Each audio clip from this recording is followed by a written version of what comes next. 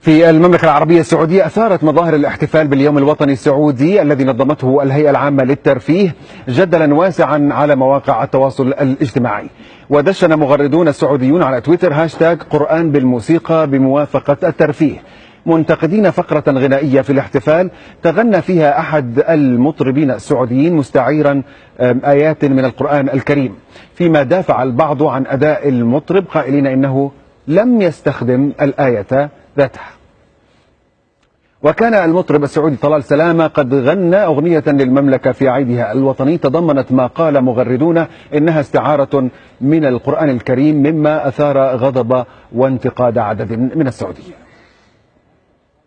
ومعوذ برب الفلق من شر كل ما خلق، ومعوذ برب الفلق من شر كل ما خلق يا سعودية.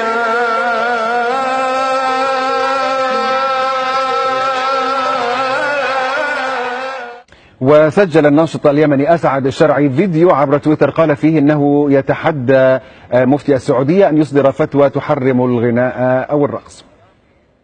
أيوة، غنى ورقص وناسة وكل حاجة حلال زلال.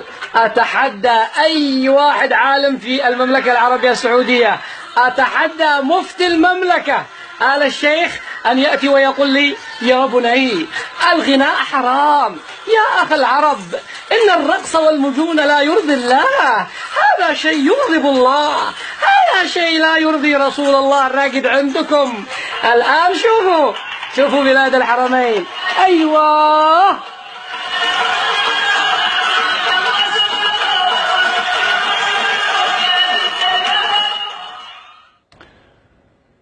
وتداول الناشطون عبر مواقع التواصل الاجتماعي صورا للفنانة السعودية وعد وهي ترتدي عباءة صممت بطانتها الداخلية على شكل العلم السعودي. وظهرت الفنانة وعد في الصور المتداولة وهي تجلس على العلم الذي يحتوي كلمة لا إله إلا الله، وقد أثار ذلك غضبا بين المغردين، ورأى البعض أن تصرفها فيه امتهان للفظ الجلالة. طبعا الفيديو اللي وعد قبل قليل كان في دبي وليس في السعودية. ونتابع بعضا من ردود الفعل على احتفالات اليوم الوطني السعودي. علق الإعلامي السعودي جمال خاشقجي بقوله كأن قدرنا ألا نعتدل ونتوسط، إما سلفية متشددة تكفر أو وطنية متطرفة تخون. الأكاديمية السعودية مضاوي رشيد علقت قائلة سيمتص الرقص كل طاقات الشباب، وكنا ننتظر افتتاح مسرح ثقافي أدبي، لكن ربما افتتاح ديسكو أقرب كما تقول.